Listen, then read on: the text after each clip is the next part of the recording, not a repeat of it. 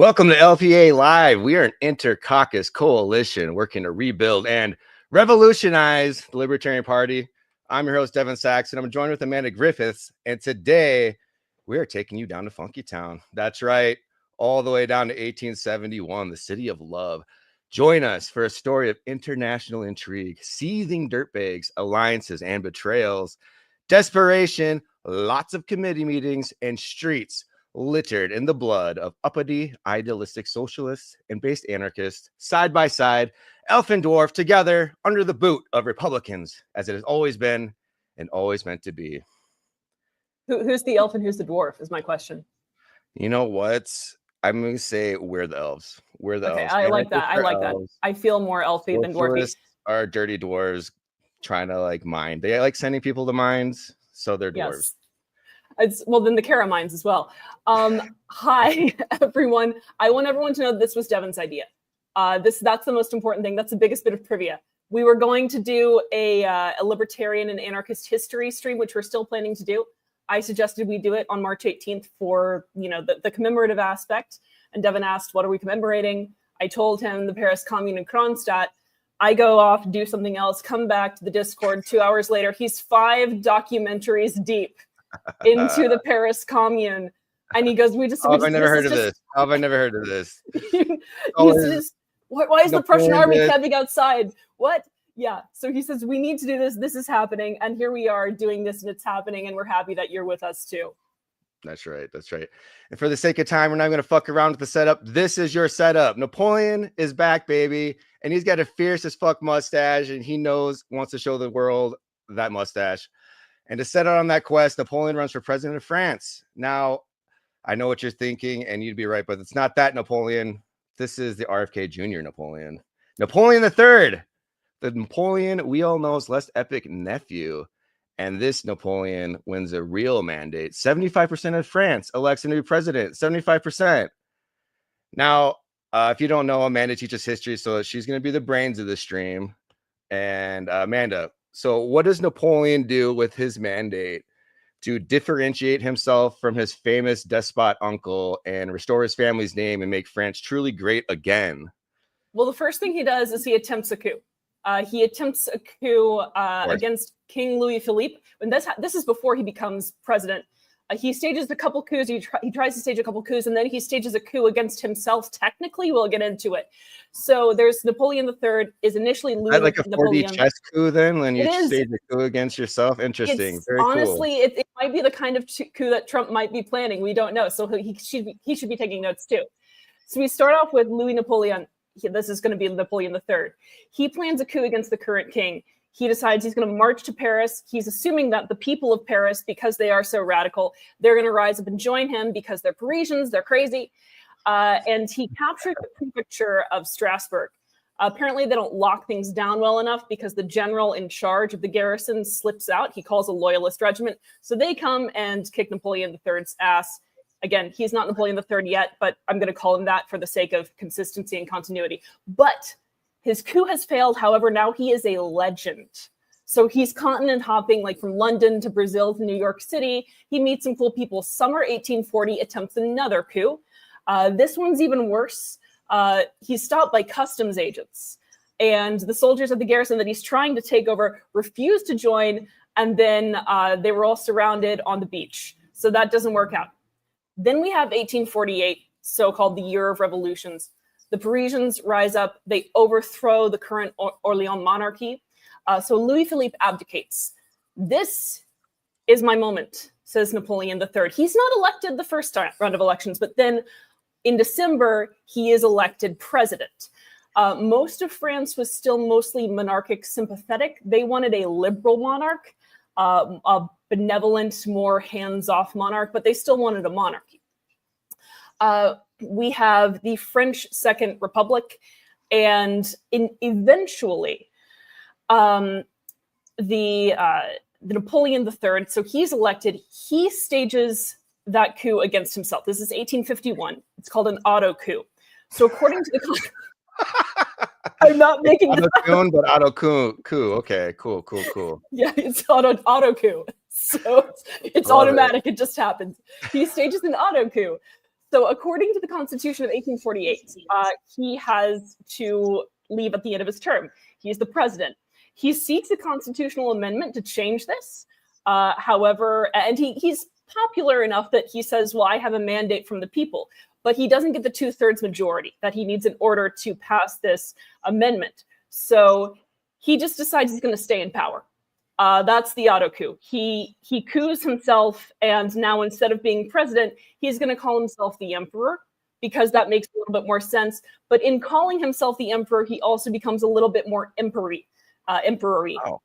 Yeah, he starts to try and call dissent a little bit more. He's not as friendly with the Parisians that he hoped would back him initially. So that brings us basically to the Franco-Prussian War. Oh, here we go. I've got a slide for this. Here we go. Boop. There we go. Yes. Yes. Yeah, look like at that mustache. That's what I was talking about right there. Both of them look fine, but the one on top right. Yeah. I mean, for an older guy, Bismarck's all right. Oh, yeah. So this brings us, to the Franco-Prussian War. There's a spat about who's going to take the Spanish throne. The Prussians end up capturing Napoleon III. When news comes of Napoleon's capture, so this is about the time where, again, Napoleon III has made himself progressively less popular with the rabble in France, particularly in Paris. He's done some eminent domain stuff. He's like cleared the Paris proletariat out of their houses, and he's put them somewhere else, and then he's created a bunch of government buildings. So really expanding this bureaucracy here. But he's captured, and all of a sudden, when news comes of that, the Parisians are like, this is it. This is our moment. Because for those who don't know, the Parisians have been trying to get a republic for a really long time, and they keep getting one, and then it keeps getting taken away, and it's back and forth and back and forth and back and forth. So they are finally wanting to actually have a republic. They have another Parisian Revolution. They establish the French Third Republic. Technically, it's called the Parisian Government of National Defense. And they're going to continue the war. Napoleon III's been captured. I know, the wrong guy. Napoleon III's been captured, but we're going to keep on fighting. So they continue to do that. That's pretty inspirational. I just want to point out that I've just noticed that these pictures, like Otto von Bismarck looks exactly like Brain, and Napoleon looks exactly like Pinky in the Pinky and the Brain cartoon. Now that we're live and I'm noticing this, I want to point that out. And they act pretty much, he encapsulates basically their character traits, both of them too. Similar. You would know more about Pinky and the Brain, and potentially Otto von Bismarck and Napoleon III as well by this point. All right, so where are we? So we're at the capture. Bismarck. We've got the new government. Napoleon, he basically did step by step exactly what his uncle did. So I don't know, he didn't learn any lessons there. That's cool though, you know. Better mustache. Yes, better mustache. You know, he doesn't put his hand in his jacket. So he wants to have like his own thing, like with that, but not like with like how he conducts himself as leader of France. So what were Napoleon's golden years like? Let's just rewind for a little bit. He was president for 4 years. What does Napoleon do before he's a complete fuck up and has to exile to fucking France or not exile to England? Yeah, he tries to improve the economy, right? He tries to get France industrialized and is credited with having done that for the most part. So he kind of modernizes everything. Napoleon III, he does things in threes. So he is the first president of France, the second emperor of France, and the final monarch of France. So that's pretty cool. Very cool. He industrializes France. Again, he does the eminent domain stuff where he builds a lot of nice government buildings, kind of puts France on the map in some ways, but not militarily, clearly. Right. And so like when he does this eminent domain, he does it in the poor people houses. So there's this area of Paris that's mostly the slums, and he makes them even slummier, more or less. Yeah. He either kicks them out of their house and then builds something else, or he just leaves them to rot. And we have those nice buildings. He did create and privatize banks which we'll come back to a little bit when we talk about the Paris Commune. By 1870, however, so this is past capture. This is past when he's been captured by the Prussians. The Prussians besiege Paris. Even before that, many of the owning class in the city, they flee to Versailles even before the siege starts. So what this means is that the working class are stuck in Paris. They've got no work because like the owners have left. We're in a very, very, very structured class-centric society here. The owners have left, so they don't have any means of getting income. Again, it's important to realize at this point that this sort of thing would be very difficult to have happen today because of the ability for gig economy stuff, self-employment. They don't have that. So the city is now mostly defended by the Parisian National Guard. This is made of non-professional workers. We've gone basically from all the poor people. They're giving them rifles, and they're like, "Hey, we need your help, guys. Shit's hitting the fan. Like normally we wouldn't do this, but we got no choice." Yes, and they got cannons too, which they were really happy about. The cannons. Yes, they got cannons, which were very important to them. So you've got to they move these cannons. I think this is important. So like when they bulldoze down these poor people homes, they move them to the high ground in Paris, correct? And so when they give them cannons, they put these cannons onto the high ground in Paris. So basically they got freaking field of view of the entire city and can like defend it from, anybody. Right. They're pretty cocky about it. So this is a 350,000 strong now non-professional fighting force, but they've got cannons, they've got guns, and they're like, oh, we've got willpower. And they're in the best defensive position in the town. Yes. They're in a great position. Yeah. So they want to go and they want to fight the Prussians who are surrounding Paris. The French army is not going to let them do that because they know that the Prussians will crush them. Just annihilate these guys. Yeah. Yes, exactly. But this is not good enough for the National Guard, these workers, because they're being besieged. They don't have any work. They don't have any money. Something, right? They're fucking National Guardsmen. What are they guarding? Right. I mean, it's honestly, it's emasculating, quite frankly. So yeah, they think they can break up the siege on manpower alone. The government's not even going to let them try that. So conditions become progressively more and more dire. And you learned a thing or two about the menus of the National Guard here. Yes. But we'll save that. Okay. We'll save it. Okay. So things become progressively worse and worse. And the Prussians had already defeated other elements of the French army. But because the blockade in Paris, word of that didn't get through. Again, the Prussians have won. They won. They just haven't been able to take Paris. And the Parisians don't know any of this. So you said earlier the government basically left, all the shop owners, they all left. They're in Versailles. What does this government in exile do when they've realized that Bismarck basically kicked their ass and got them by the balls? For the most part, they abdicate. For the most part, they don't do much. So the city's leaders surrender eventually, but they become basically a defunct government. Yes. And what does Bismarck ask of this government in exile so that they'll leave France alone? Money. He wants money. He wants a lot of money. And he's not going to draw back the army until he gets the money. We don't.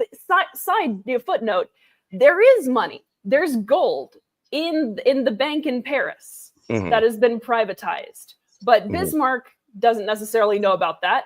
He is just sitting there. He's camping out with his army surrounding the city.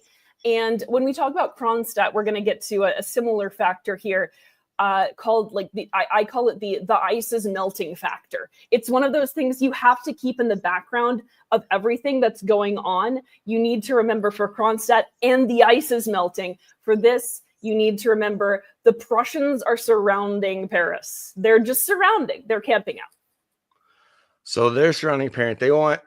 They want I think I read they want 25% of the gross domestic product of France, Yes, that sounds right. which is a lot. And basically, they want it from Paris, the people who don't even want to surrender.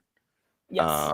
And Bismarck asked for one thing too, just to show a little clout, just he asked for he wants to march his army through Paris in like a Roman triumph ceremony, and basically just mock the French for having conquered them. Yes. And that just really pisses off the Parisians. Because they didn't actually conquer Paris. Paris was the one place they didn't conquer. Yeah. And they're allowed to like strut through the main streets acting like they've owned the place when it's potentially the one place that they didn't. Oh, my guy. TA. Okay, yeah. Look at that fucker. He's got a punchable face. We have some punchable faces in this PowerPoint. We'll come back to others. But yes, so Thiers is he's gonna order, well, we're gonna get back to that. But he is selected as the head of the new council. The French do end up holding elections in 1871. The pro-peace monarchists win. And so many people are worried about the return of French monarchy. Again, it's like the Republic monarchy whiplash. So in the national government, Paris holds 42 seats. All 42 members wanted to continue the war. The war would not be continued. And yes, Thiers was selected as the head or the new head of the council, basically. Right. So this guy, he was the former minister for like the monarch. And so he's definitely not, in good graces with these Parisians. He's making deals with Bismarck. He's letting this Bismarck army march through Paris and basically flip off everybody in town. Yes. They're basically riding in their Harleys and being like, screw you guys, cranking them up. Now, what's unfortunate is between the Paris Commune and Kronstadt, I have much more knowledge about Kronstadt, and I can kind of give a little bit of read on the dramatis personae, as it were. With Thiers, I don't know as much about what he's thinking, what are the machinations going on in his head, but what becomes clear is that he wants to subdue the Parisians. Yes, they don't trust this guy. They think this guy's a freaking traitor, and they'd probably just hang him if he freaking walked through Paris. They would not guillotine him, though. That's one thing. Oh, yes. They eliminated those, but they might. Yes. So he starts passing all these laws to subdue the Parisians. Now, previously, the Parisians had asked Napoleon III for various things. He had not granted them. Work did not resume in the city. Other people who finally did have the means to leave did. There were protests against the government happening on the daily. So this is a hotbed, right? This is a hotbed of revolutionary activity. It's a powder keg. And possibly, to Thiers' thinking, these people are going to inhabit his mind for a little bit. It's been going back and forth, monarchy, republic, monarchy, republic. Thiers is a monarchist. He wants the monarchy back. Just as much as the Republicans are fearing the return of the monarchy, he is fearing this Republican uprising and this leftist uprising. A little bit of terminology, morphology.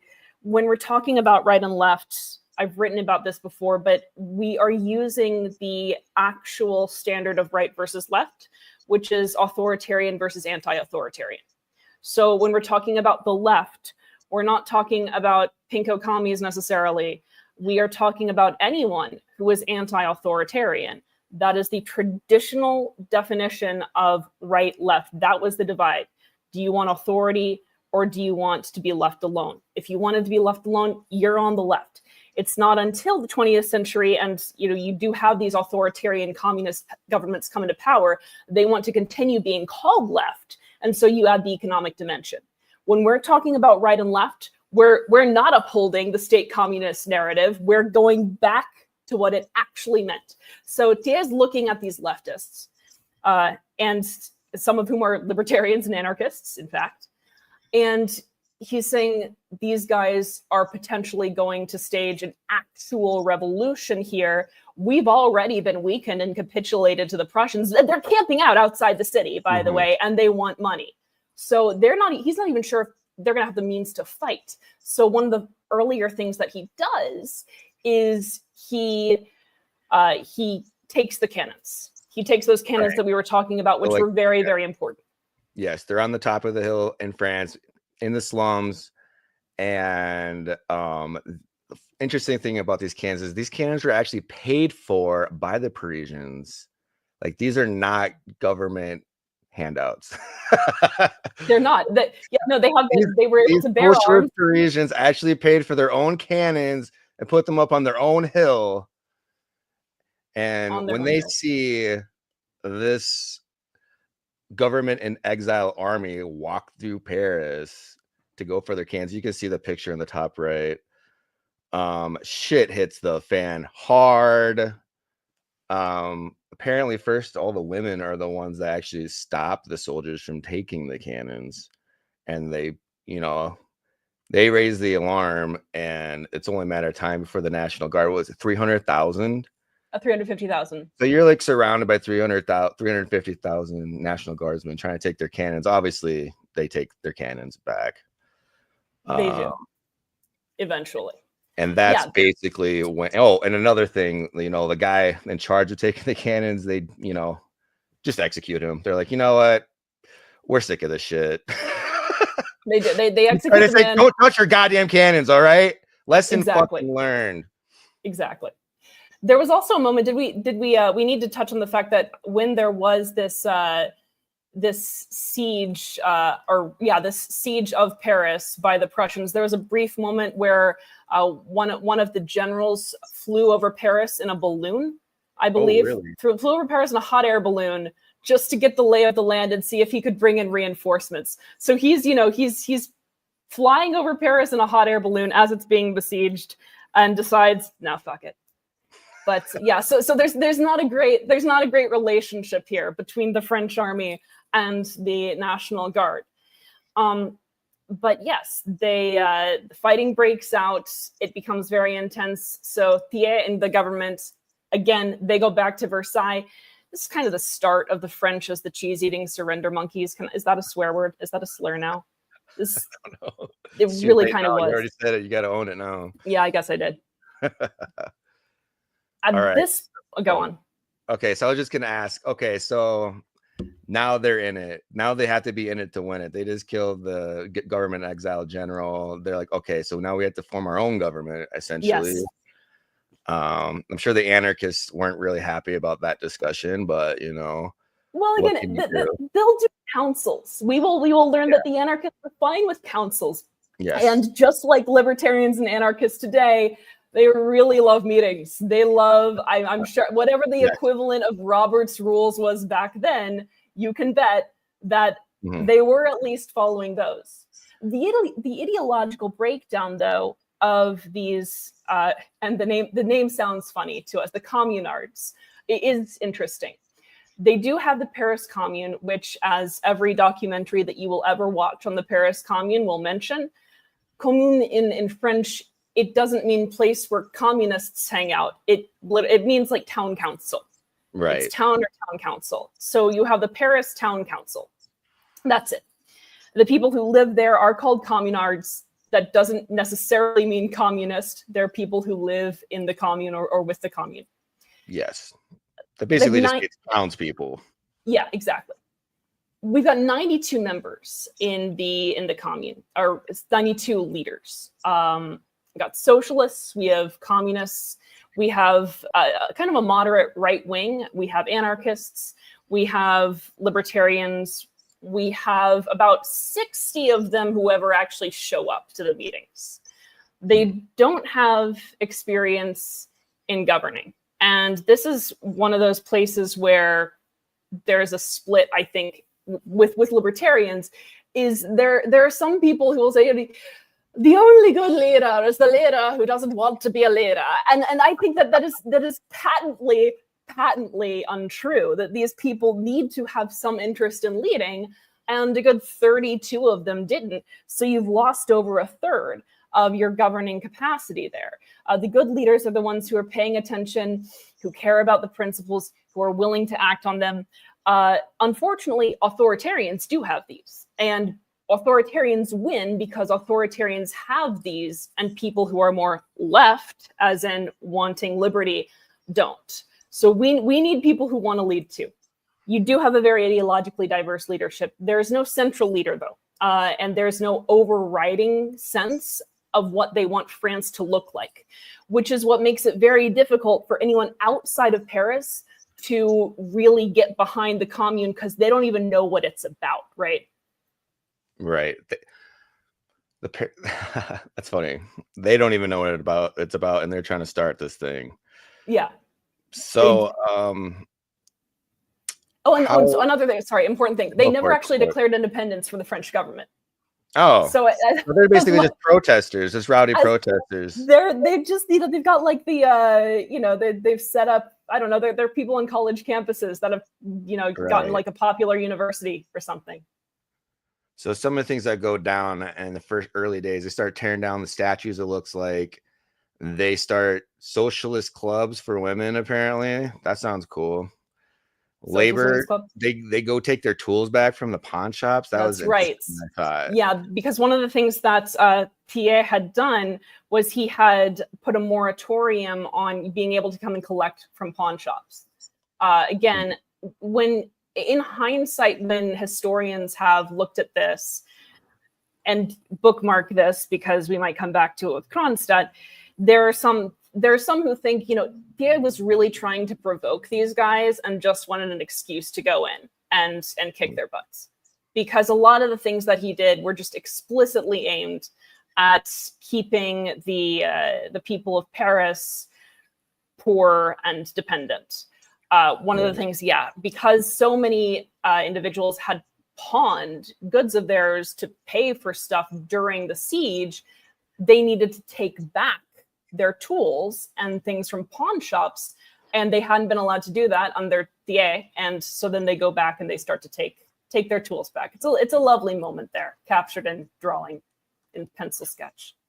I find it interesting that, what's his name? How do you pronounce it? Thiers. Thiers. I like how Thiers, I don't like it, but Thiers, he's willing to go make a deal with Bismarck and the Prussians, who aren't even his countrymen. Like, he'll make deals with them all day, give them all kinds of concessions. But for the Parisians, he's not making any deals with these guys. He's like, well, I mean, no. That's very simple. So with an army, you make a deal with an army, the army goes away. You make a deal with the people, they don't go away. It's like you give a mouse a cookie, it's just worse. It just makes it way worse. You don't give a peasant land. You don't give people the right to to own the means, to own the right to their own labor. It's just bad news if you're in government.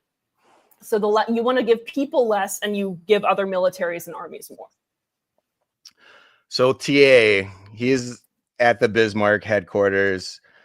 Bismarck's calling these Parisians a pack of thieves. Thiers is calling them imperious Algerians. Apparently that was the slur at the time. Yeah.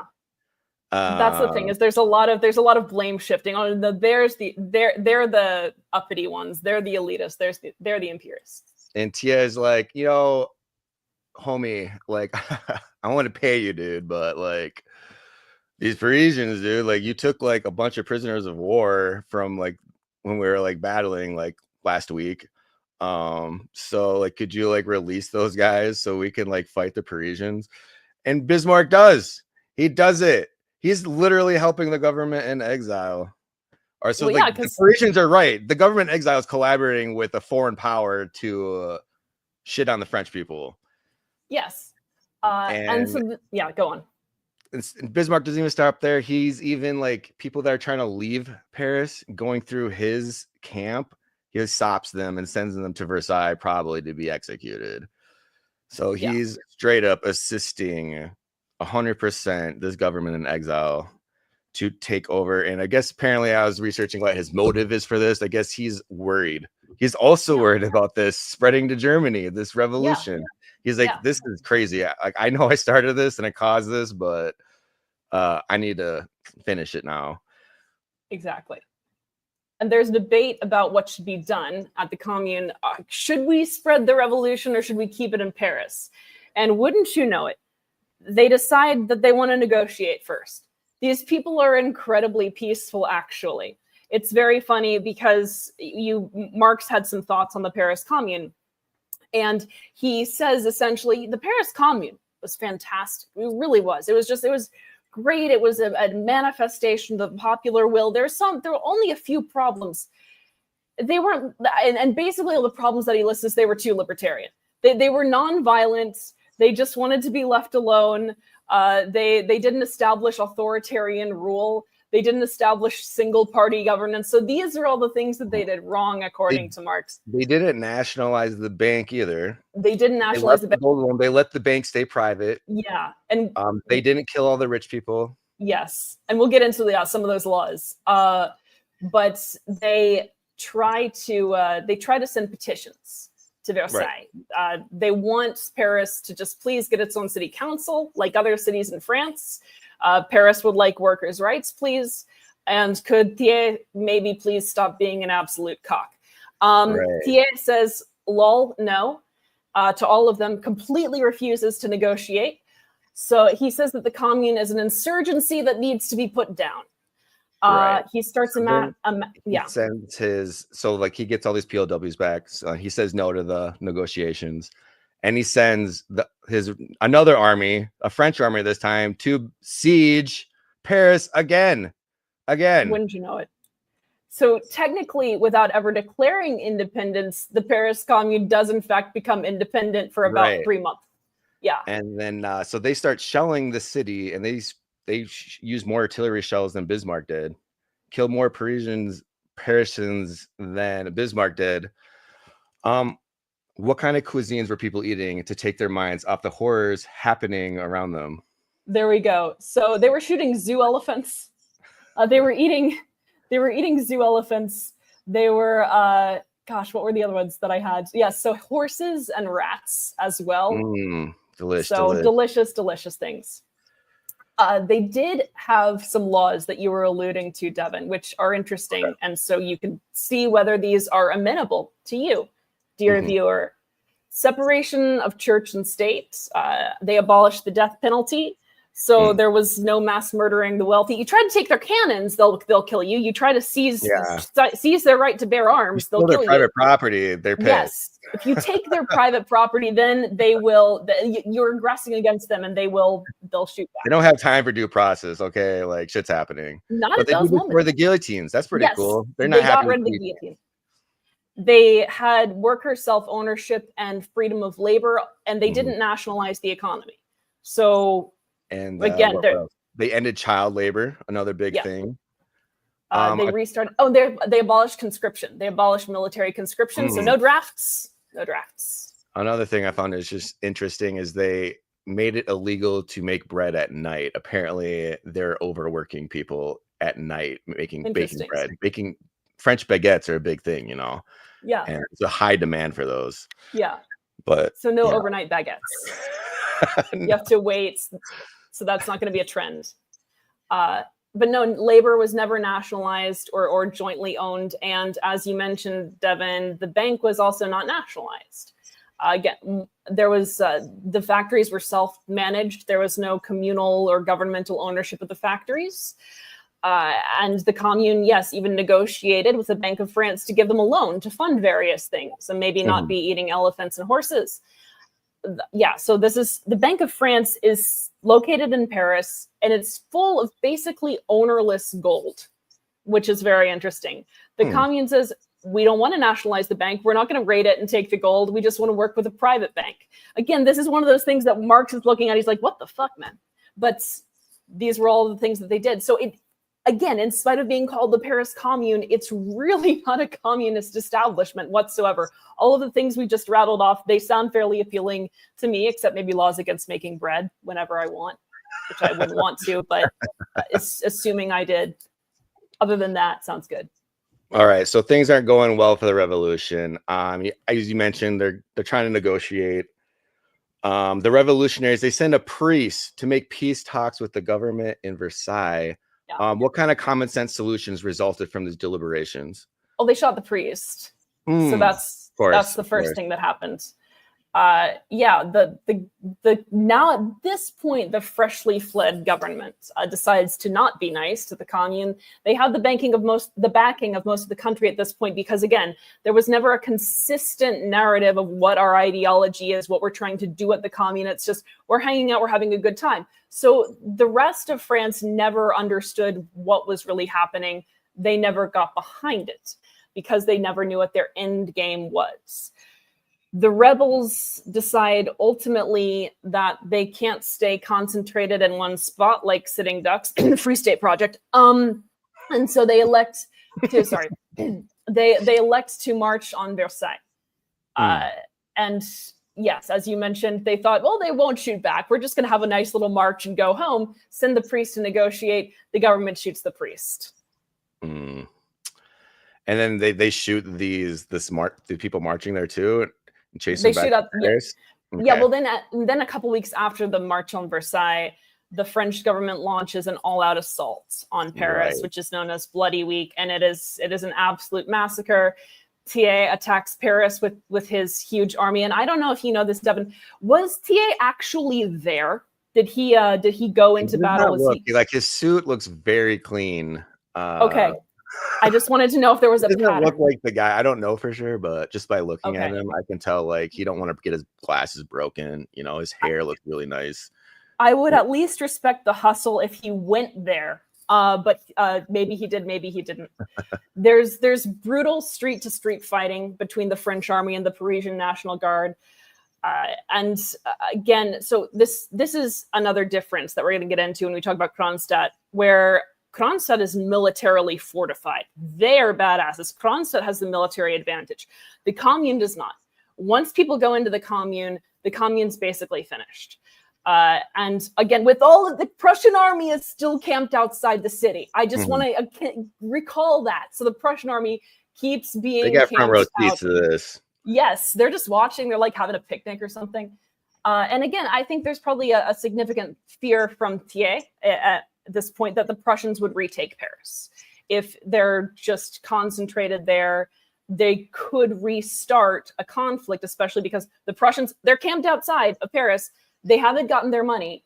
And there's just a group of people that are sitting there that are not very militarily adept. This is a volunteer fighting force that just wants to be left alone and have freedom of speech and, and not nationalize the banks.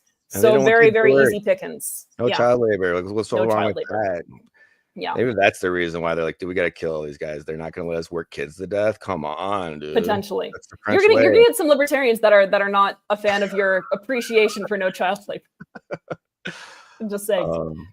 So they basically the Republican government breaches the city. They're starving, so they can't really fight back that much, but they try. They hunt down anybody wearing boots, anybody with like a bruised shoulder from like maybe carrying a rifle, anybody who didn't have combed hair, smoking, slaying. They basically just killed anybody who looked poor. Some people they just killed just because they're in Paris, and that was even like a famous quote apparently from one of the assaulting officers. It was like, "You're being shot for being in Paris still." Yeah. That's fair. I don't know why they wouldn't. Well, I do know why they wouldn't do that with the Prussians. So never mind. Yeah. So that's essentially how we have the Paris Commune put down. Look at that. Yeah. Yeah. Look at that street. It's completely annihilated now. Although the buildings are still nice. I like how the the artist is still committed to aesthetics. He's like, we're gonna have some nice buildings. The bodies are dead, but the buildings are still standing. Yes, we can't show damaged buildings. That will just drive away the tourist industry. Yes. All right, so they basically kill 30,000 people. Yes. They round up the rest of them. They send them to prisons. They execute them, or some of them they escape to London in exile. Nothing really goes well for the Parisians. Right. It's like basically a total loss for them. Is that accurate? I don't know.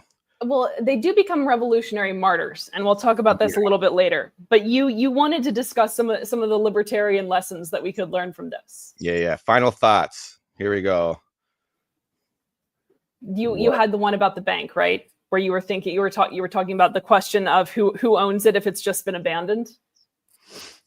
Yeah, that's very interesting. Who owns the means of production if it's abandoned by the owners, and who is in control of the government? I guess you can carry that too. If they abandon their government posts. Yeah. You know. When are you independent from the government?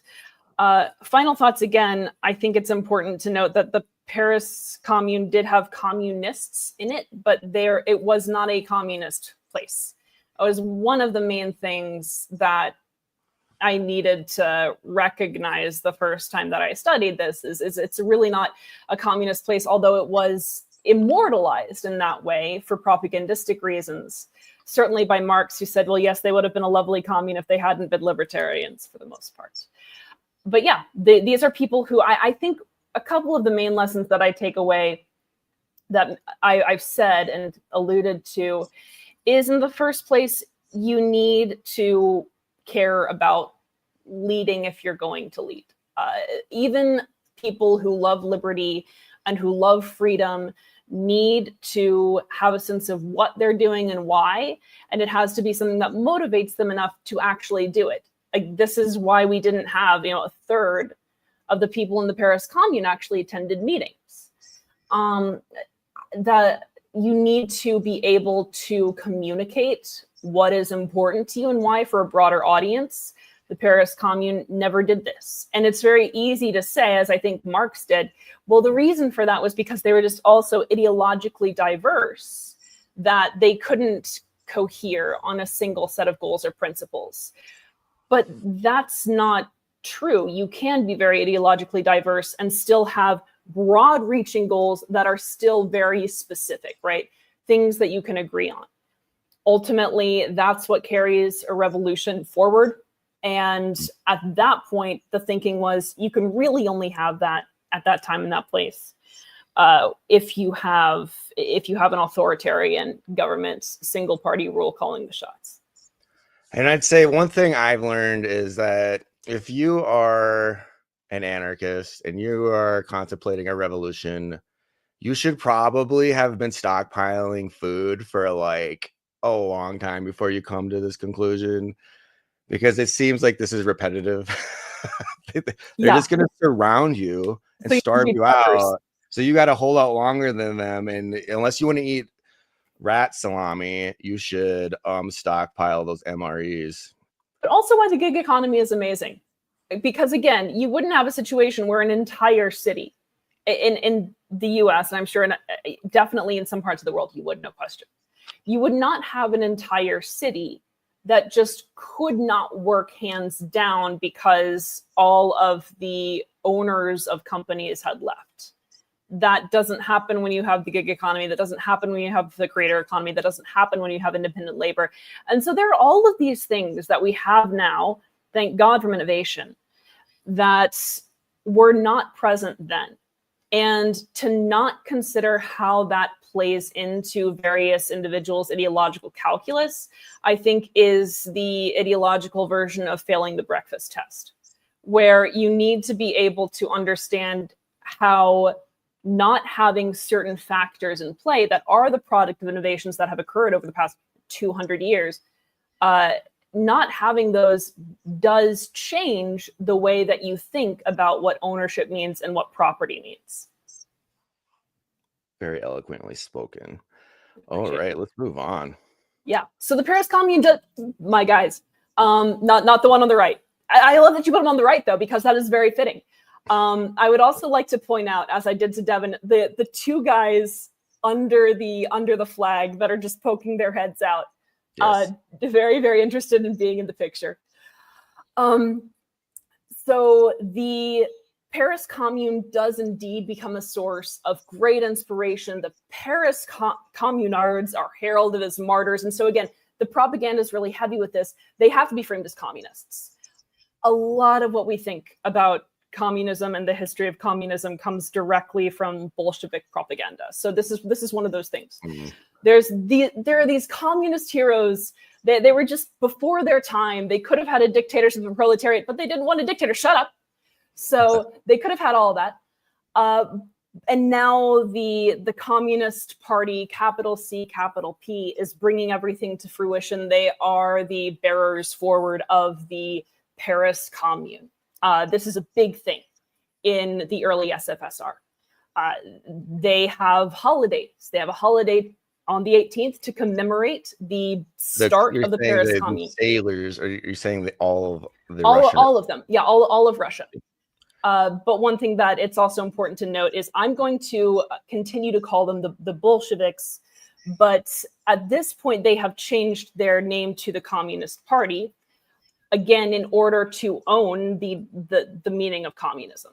There were a lot of communists in Russia at that time. Few of them, not the minority actually, at that point were Bolsheviks. But interestingly enough, even the Bolshevik comes from majoritarian. But the Bolsheviks take this name and they run with it. They're the Communist Party now. They're what communism means, and they are the, they are the true bastions of Marxian doctrine. So this is the backdrop in which the Kronstadt rebellion festers. Yeah, and I think it's important to, I know people probably don't even know what Kronstadt is. Kronstadt. Can you pull it up on Google Maps? Kronstadt. So this is an island, and it's right outside of St. Petersburg. At the time, it's called Petrograd.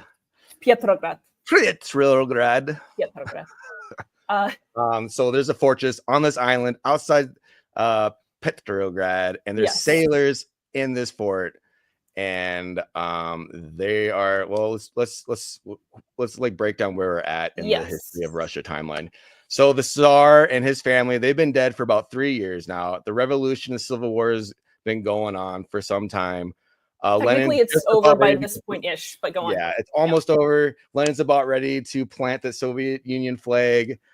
But some of the sailors on this fortress island are a bit fatigued.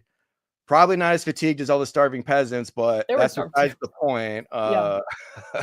What is the history of these sailors? Sure. Why are they not vibing with Lenin's revolution? And what did they do about it?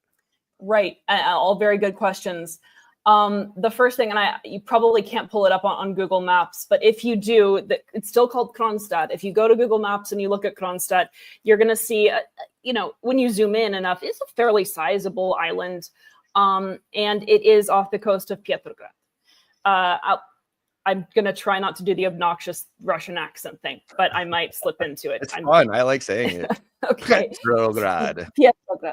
So this is kind of a small city as well. It's not just a naval base. There are schools here. There are shops here. There are religious communities here, in fact. And these, at the same time, Russia is not doing so great. Russia is not the Titan Russia that we think of now when we think of the Soviet Union and we think of this huge, massive country. Russia is very broken up. Of course, you can imagine there's been a civil war. There's famine as a result of war communism, which is literally what it's called. I just think that was a terrible branding failure. Usually they're so good with communism, but they literally we're going to do war communism. We're going to just go with that. We're going to call it war communism. It's okay. Anyway, so there's a famine because of war communism. These sailors played a critical role in helping to overthrow the Tsar.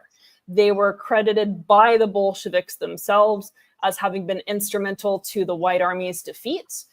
And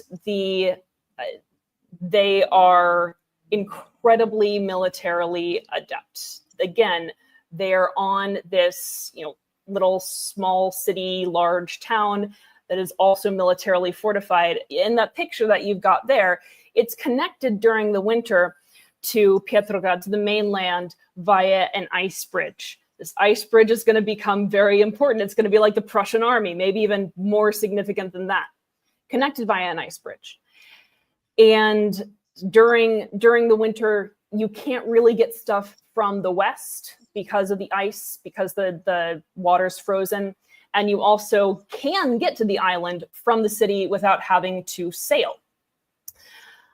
To go back a year or so, remembering and keeping in mind that Russia is disunified and is pretty weak militarily, the Red Army, too, always full of revolts and rebellions and mutinies. Like these were not incredibly cohesive people.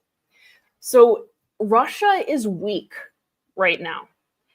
And as the Bolsheviks are kind of trying to get their footing here with their dictatorship of the proletariat thing, there is a faction of the party called the Workers' Opposition that would like to have more rights for the workers.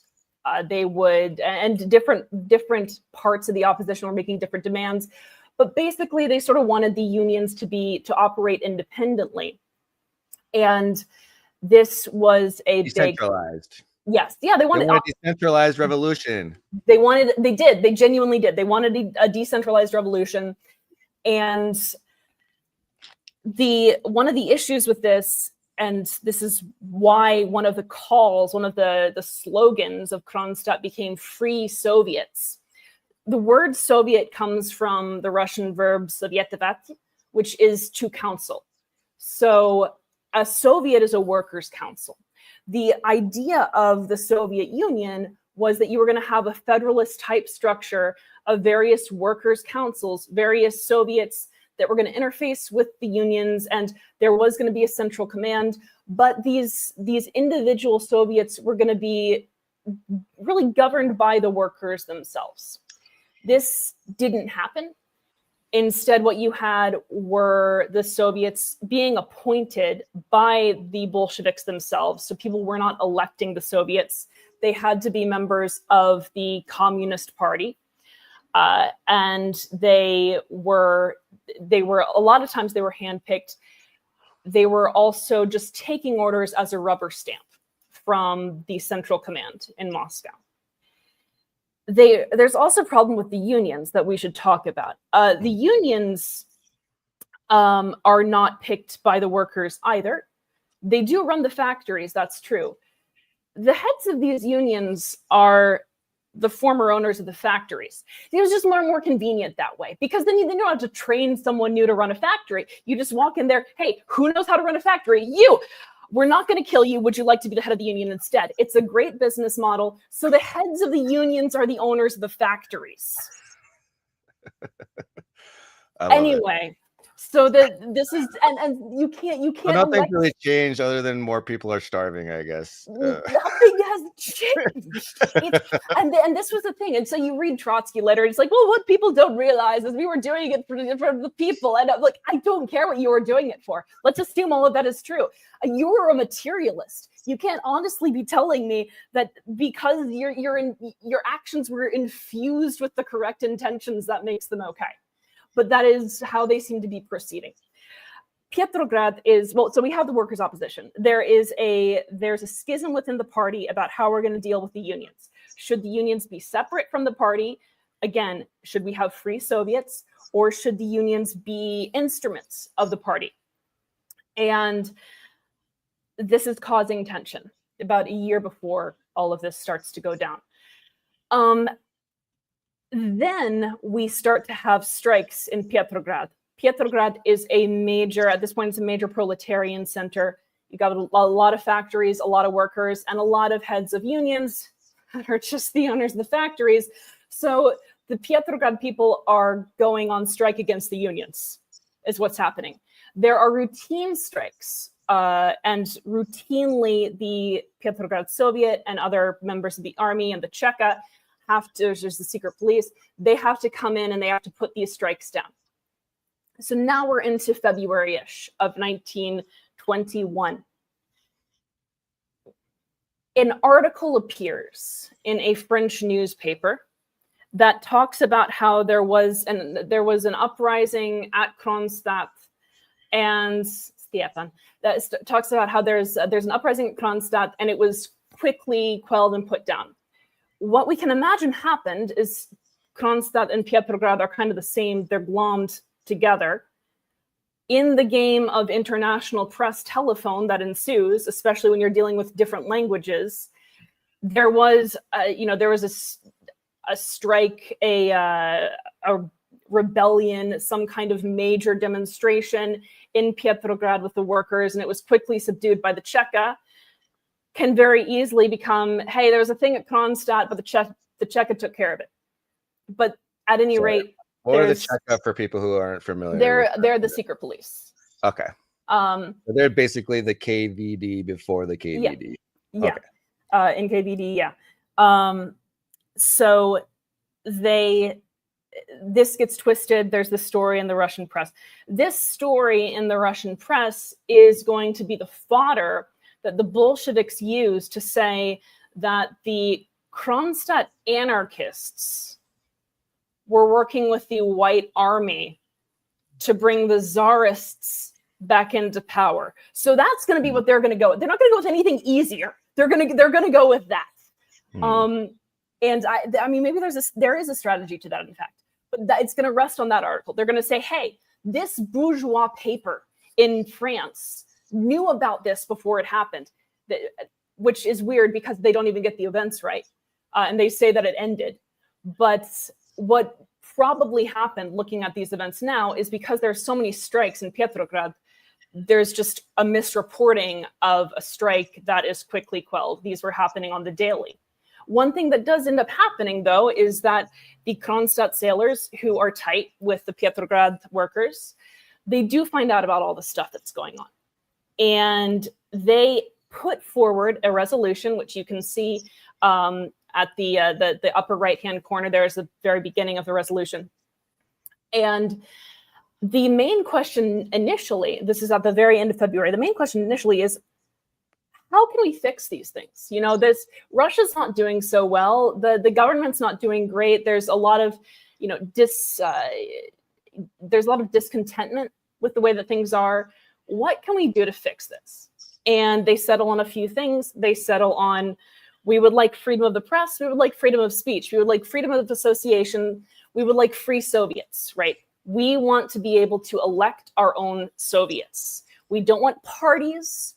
We want the Soviets to actually be elected by the people and represent their interests and not be a rubber stamp from the central command. This is going to be a big problem. They want free Soviets. Another thing that they want, by the way, is the ability to sell and profit off their own industry. The problem that many people had with what they called capitalism, the word has changed, the meaning of it has changed, but what they're called capitalism is basically, okay, there are owners and they profit off of someone else's labor. That's what's so terrible about them. But there's nothing wrong for a lot of people, and in this setup, there's nothing wrong with making your own stuff. And if you're the one doing the work, then you should be able to sell it and make profit, as long as it's you, as long as you're an independent worker. Again, creator economy. But that's an even bigger problem because, again, Soviet is a workers' council. The Soviet interfaces with the unions. If you're self-employed, you don't need a union, do you? So that's a huge problem. This is going to ruin the entire setup if you have people who are self-directed laborers. Okay, that usually we can't have that, and we can't have independent. We can't have independent Soviets. We can't have independent workers. So this resolution gets sent to Lenin and Trotsky. I'm sorry, I really did. Trotsky, just Lenin and Trotsky. Sorry. Anyway, I read this shit too much. And they don't like it, to put it mildly. They're pissed. They're like, free speech? Yes. Your now, own shops? No way, Jose. Meanwhile, exactly, pretty much. Meanwhile, there are indeed Bolsheviks like at Kronstadt. So it's not just anarchists. There's a significant anarchist contingent, anarchist libertarian contingent, but there are a lot of Bolsheviks there. And again, because they have a Soviet. So they've got to have Bolsheviks there to run the Soviet. And there's a meeting at Kronstadt on March 1st where they talk about adopting this resolution, and the meeting goes forward. The resolution passes. They're going to send it off. But the Bolsheviks are obviously unhappy about it, the Bolsheviks who are there, and they stir things up so much that they can't immediately appoint a new Soviet. Instead, they appoint what's called a Provisional Revolutionary Committee, which is going to do the work of governance and administration, probably would be a better word for them. They're going to do the work of administration while things just cool down between the Bolsheviks and the anarchists, because again, these guys have mostly been okay with each other. There have been little spats back and forth that they're not ideologically aligned so much, but a lot of anarchists really, they want to work with the Bolsheviks. They've been friends. This is fine, you know, and they really think that this can come to a resolution, in part because of their military relationship. They got the base of the Baltic Fleet there. This does not go over well. This really does not go well, especially when you consider the totality of what's going on here. There is the Provisional Revolutionary Committee, which is what I call it the Provisional Well, that escalated quickly committee, because it did. You see on the lower right-hand corner, Stepan Petrochenko, who is one of the leaders of the Provisional Revolutionary Committee.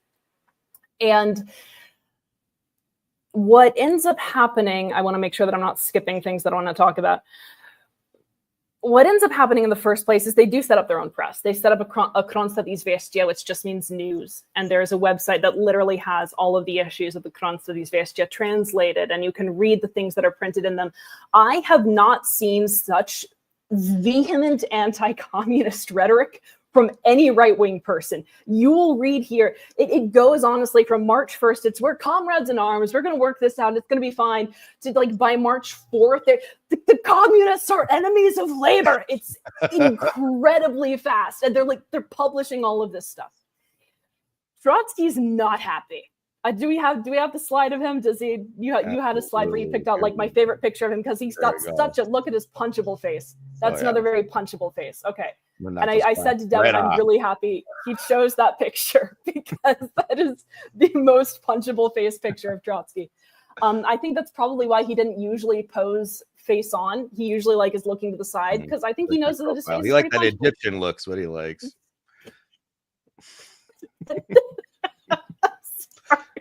Anyway, so he's upset.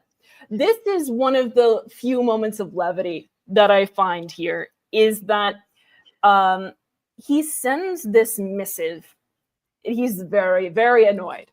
And he has what I call his Trotsky's frustrated dad moment.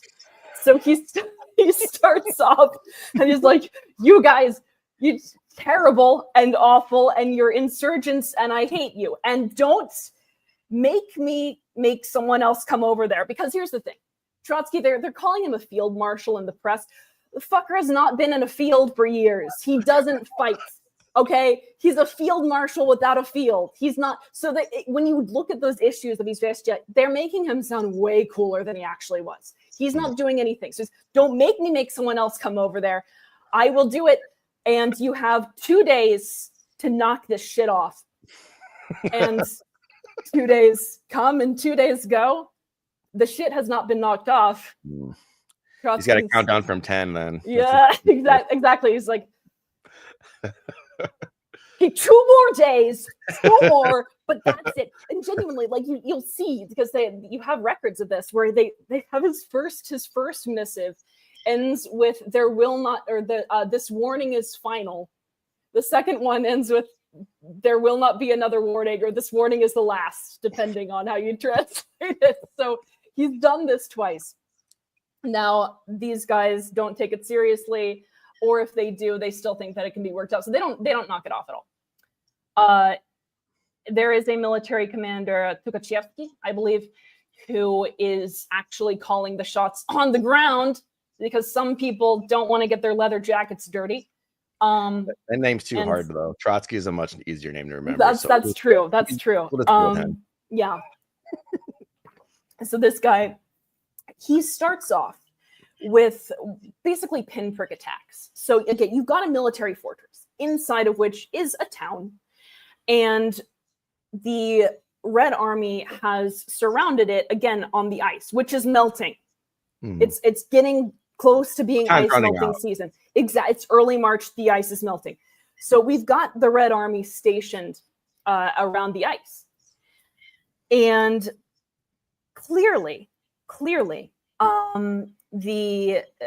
don't want to march on Kronstadt. This would be suicidal. What they're hoping to do is they're hoping to starve them out. If you just surrounded them on the ice, they can't get out, and they're detached from the mainland. They're not going to be able to have food eventually, and they're going to need to surrender, is the thinking, I'm sure. And they're just waiting, and occasionally they'll fire at it, and Kronstadt will return fire.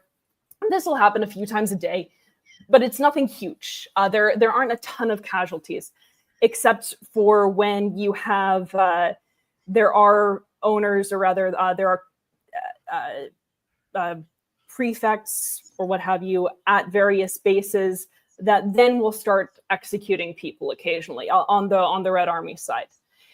You have arrests ratcheting up in Petrograd proper because the riots are ratcheting up, because word has gotten out about this rebellion.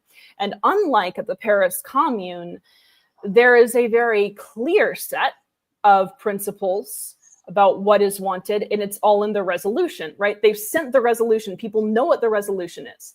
And I'm now talking to a hedgehog or a porcupine, but they know what the resolution is.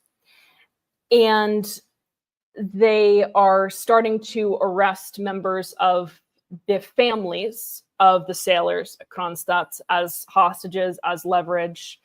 They are starting to arrest the townspeople more and more. And another thing that's happening in the background of all of this is that there are defections from the Red Army coming in on the daily. There are people who are putting their names pen to paper, all levels, and saying, I'm leaving the Communist Party. So they're defections from the Red Army, and they're defections from the Communist Party proper, because word of this revolt has gotten out. And you get 200, 300 defections that are printed in the Izvestia within a period of a few days. There are prefects of various forts that are saying, we're no longer going to fight with the Red Army. We're fighting with you guys, whatever you need. There are a number of individuals that were members of the Communist Party that are now turning, and they're fighting with the rebels. And meantime, they're also telling stories about how they were conscripted into the Communist Party, and they're not pretty stories. So all of this word is getting out. It's good for propaganda, but it's also very, very terrifying for the Red Army, because you've got a weak Russia, you've got people who are rioting in the main, and like one of the main industrial eras. You've got a military base that wants to be anarchic. You've got you have the workers' opposition within the party that wants something different and that doesn't want the unions to be part of the party. You have people in the Red Army defecting. The ice is melting also. And, there's a new Republican administration in the United States, and the Bolsheviks are actually trying to strike a nice little deal with them because they don't really have any food or machinery, so they're going to need to compromise with them, and they're going to need to make a deal with this Republican administration, which seems willing to parlay, but they probably won't be. They probably won't be able to do that if this rebellion wins. So that's where we are. All right. So... at the same time, by the way, the defectors, I should mention, end up being heads of these troikas, of these revolutionary troikas. So they are able to bring in and onboard new fellow defectors and see if they're actually serious about defecting.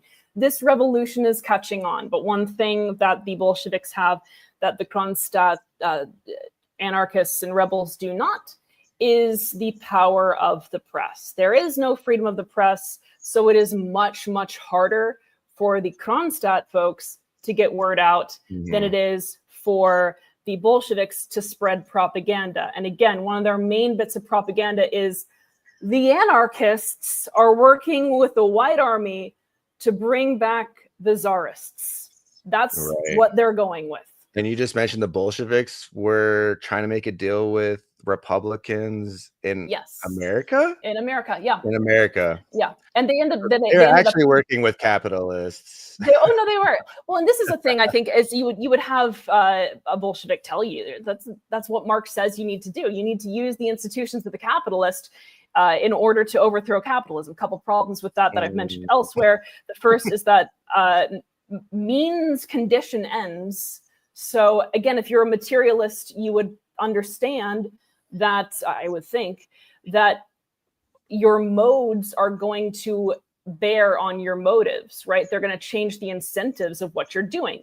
If you're working within capitalist institutions, you're probably going to be conditioned by the capitalist institutions in which you're working, and you're not going to, you're not going to have the same intentions as when you started out, which is a little bit of why, by the way, you have this turn toward the right that was seen in among the Bolsheviks. They were more right-leaning, and again, I'm using the definition where right wing is authoritarian, left is anti-authoritarian, to the extent, by the way, that Lenin had a bit of writing called "Leftism: an infantile disorder." So his leftism is, again, and he's referring to, if you read it, he's referring to anarchists and libertarians. Leftism is infantile disorder. These people who don't want to be governed, these people who don't understand, you need a strong revolutionary force that's going to bring people into line. Because Russia's too big, there was a desperate fear that the Bolsheviks had of losing their grip, of losing power. And it was becoming rapidly realized with this Kronstadt rebellion to an extent that it had not been before. It was a very, very real possibility. There was going to be a third revolution. It was being called a third revolution. And eventually the Kronstadt rebels started calling it that, started calling for one. And the Bolsheviks were going to lose. That was a real fear. So the sailors, they say, we're out, we're done. They make a cool flag. They make a kick-ass flag. They like the color green. So they're like, hey guys, let's be the Green Army. How about that? Sounds cool, right? So that's what they're going with. What does the Red Army do to exacerbate the situation and counteract what these sailors are trying to do? You talked about the controlling the press and putting out press releases, but they don't stop at just that. They're like, okay, no. Third revolution, come on, guys.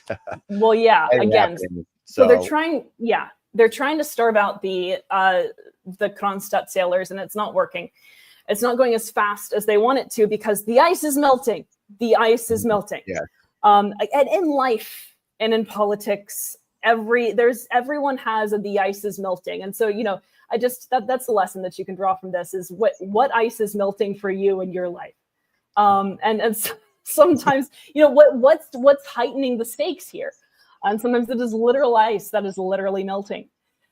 So there we go. They're charging across the melting ice. There is a first volley, if you will, at the base once it becomes clear that they are not going to achieve what they want in the time that they want to if they just continue camping out on the ice, which is not very fun. So they charge. The weather is very, very bad, and they are repelled by gunfire. This is the first thrust. They try to get into the Commune, and they fail badly. There were soldiers who drowned in the water, just being shot. The artillery is just basically blowing the ice from out underneath them, and they're just falling in. Because again, this is a military base. This isn't some random ass commune with volunteers like we had in Paris. This is a fortified military base with experienced sailors who basically kicked off the fucking revolution to begin with. Exactly, the ones with experience defeating the Red Army. So you really don't want to charge them. They have to, and there is a lot of death and a lot of carnage. But meanwhile, Trotsky this is March 10th, I believe. So we're going back a little bit. Trotsky, no, it's not. No, yes, it is. There is the party congress. So basically, like their convention, That's in Moscow, and he delivers this rousing exhortation, like you do, to toward the delegates there to enlist and to fight at Kronstadt. Is Trotsky fighting? No, he's not, but other people should. And yeah, so 300 delegates enlist. 15 ended up dying fighting. Trotsky has not set foot on the island. Trotsky is fine. I do want to mention, by the way, just as a matter of, if people do know a little bit about the Kronstadt sailors, this might come up, and I want to accede to it, that there are a lot of tropes that are being used in the Kronstadt papers. There are references to blood drinking. There are references to Moloch. So there's definitely more than a touch, more than a soupçon of anti-Semitism there. And it's very easy to make Trotsky and Zinoviev, who's in Petrograd, one of the leaders in Petrograd, very easy to make them into the villains, and they're both Jewish. So that notwithstanding, there are delegates that go and enlist. There is a first volley where they're repelled. The second one ends up being more successful. So they surround the commune at all sides at different points in the night, and they are overpowered. They break it. Yeah, it says planes proved ineffective during battle. That was the other thing, is they were dropping bombs fairly routinely on Kronstadt, and they were being repelled by anti-aircraft artillery. So these people were advanced. Very few people died just from these bomb strikes. I don't know if anyone died from a bombing in particular, in fact. So they do get into the commune, and at that point, they wear white them the second time, right? So they blend in a little better. Yes. They're a little bit smarter on round 2. They're like, hey guys. Yeah. Well, and they use a smoke screen. Not so easy to be shot at. How about this time? Yeah. And they use a smoke screen. They also have chemical weapons. They have been authorized to gas the people at Kronstadt. Oh, wow. Yeah. So they have that. Bolshevik way, though, Yeah. That's true. So they've got all that. And indeed, there's even a point where God love them, the anarchists are at the wall, and they see the Bolsheviks coming. They see the Red Army. They see the Red Army coming, and they, at that moment, they're in fire. They're receiving fire. Even at that moment, they're like, "Can we talk? Can we just talk?" They asked to parley, like, while they're being fired at, and no, they couldn't talk, actually. So it ends up being a bloodbath on both sides. 10,000 Red Army troops are killed.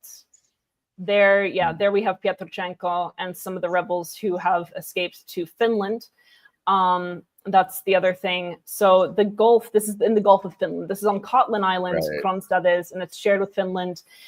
And they so they basically just run across the ice. Yeah. Like, let's get out of here, guys. Pretty much. They don't want to parlay with us, and we don't want ammo. And that's the other thing about the ice melting is to go back to that. So not only is it going to mean that the base is no longer as accessible for the Red Army from the mainland, so now they're going to have to go in there via boat, and that'll be very easy for the anarchists to push off. Mm-hmm. But you also have, once the ice melts, you have weapons that are able to come in from the west.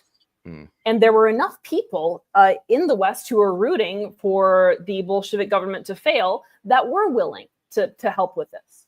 So yeah, they escaped to Finland. Finnish government, meanwhile, has to beg the Bolshevik government to get all of the bodies out of the water because of contamination fears.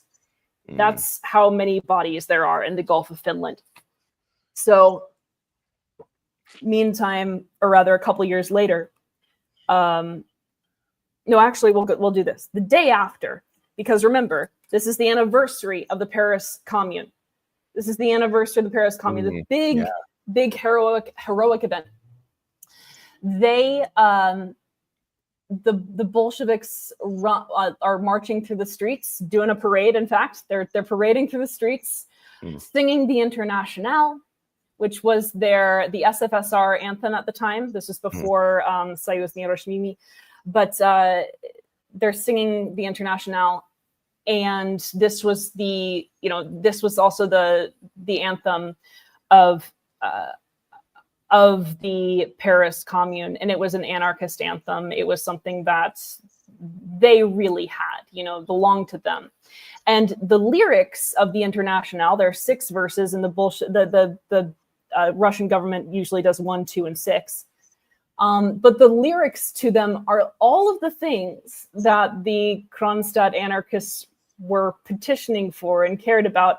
And they are also calling out people who don't go into battle and ask other people to die for them. So there's a call out there. There's a line about how you sucked enough blood, you vampires, with prison, with taxes, with poverty. So again, anti-taxes. They're not fans of taxes.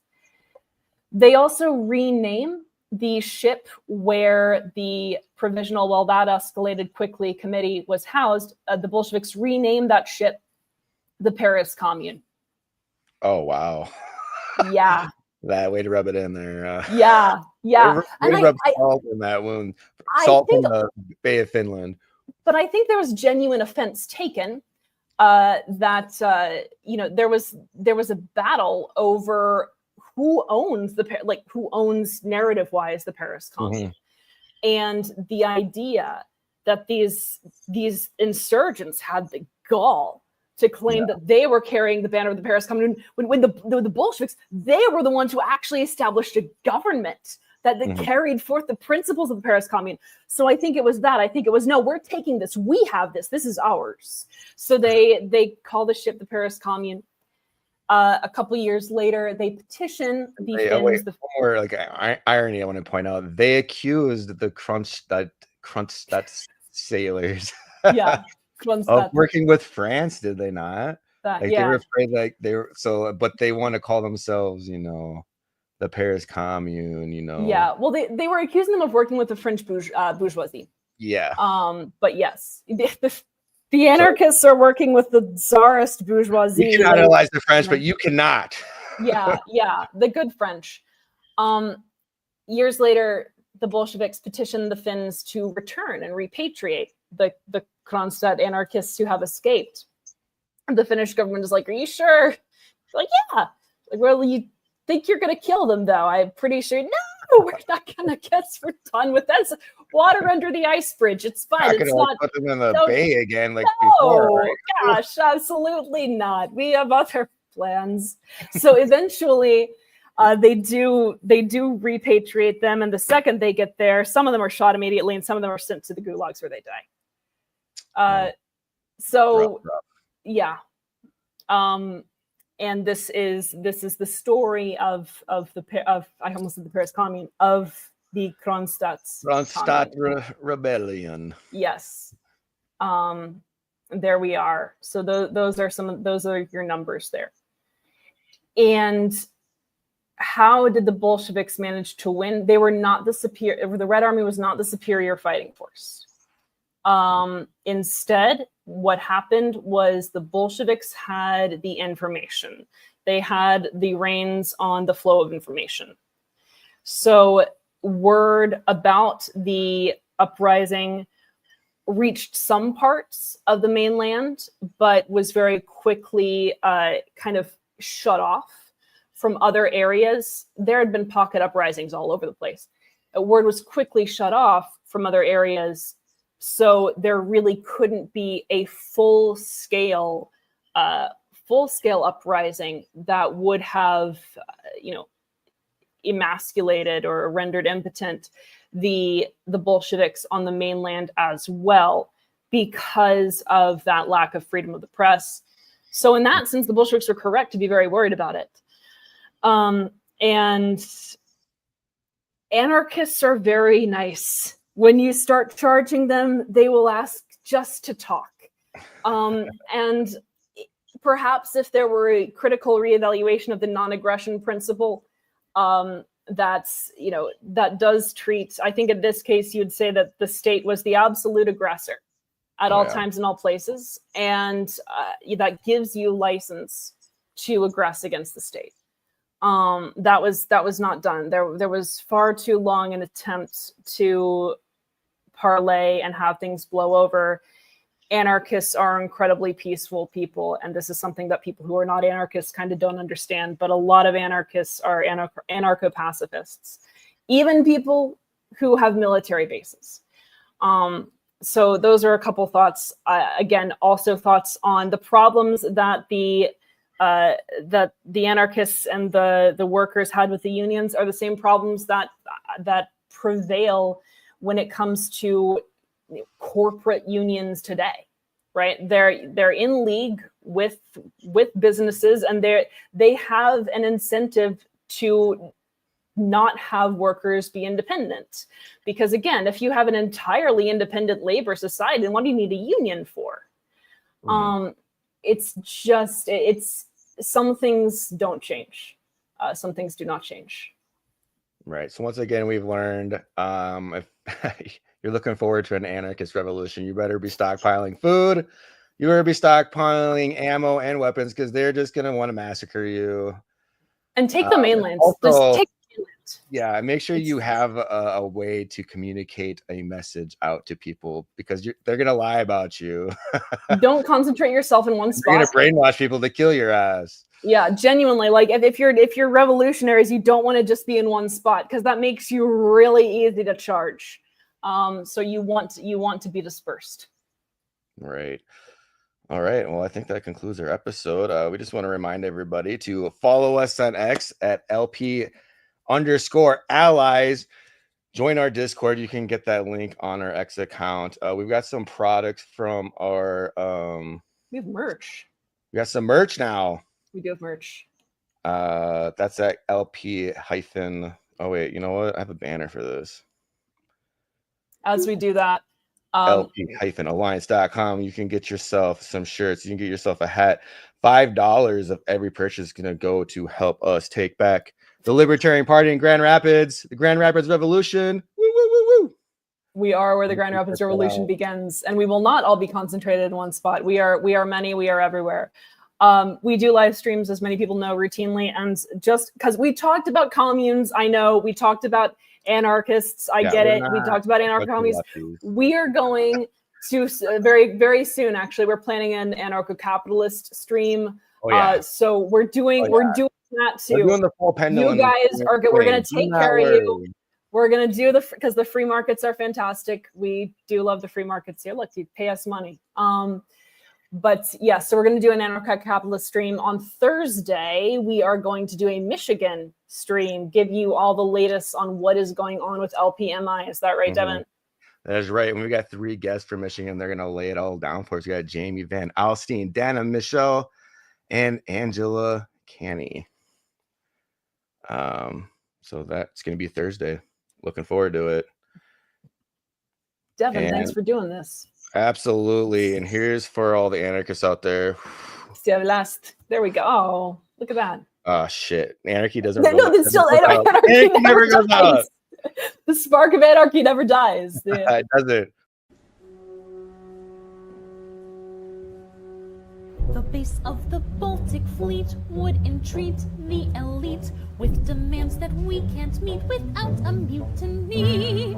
And their ships are lacking heat, bread to eat in the street. They've got factions who'd compete with party unity. Strikers here in Petrograd, getting mad, worst we've had. Say the leadership's gone bad, too centralized. Said we shoved it down their throats. Here's a note that they wrote. They want secret ballot votes, free enterprise. Freedom of speech and the press, nothing less. Read the rest. Say the workers feel oppressed, want to lead locally. You know with freedom of speech, they'll impeach, overreach. There's a lesson we should teach these bastards vocally. Zinoviev can't tell him shit, won't help a bit. To hell with it. Arrested the delegates we sent to the city. We'll arrest them in return. We'll stand firm, make them learn. Cut short the Soviets' turn with our own committee. What a bunch of pasty teens wanna be self-governing, seize their own productive means but anonymously.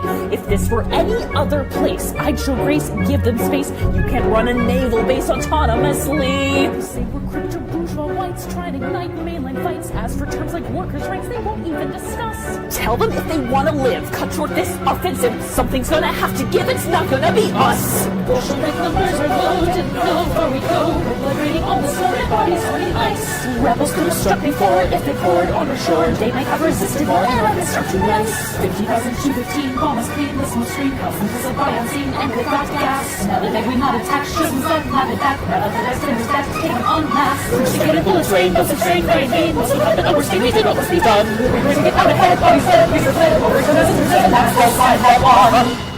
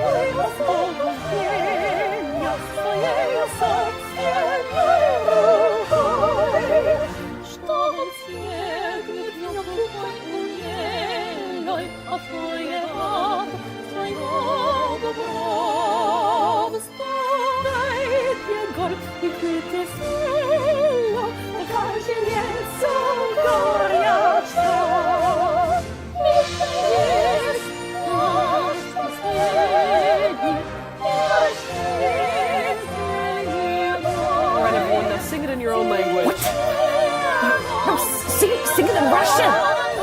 What the hell? It's your own language. What the hell, man? Sing it in Russian.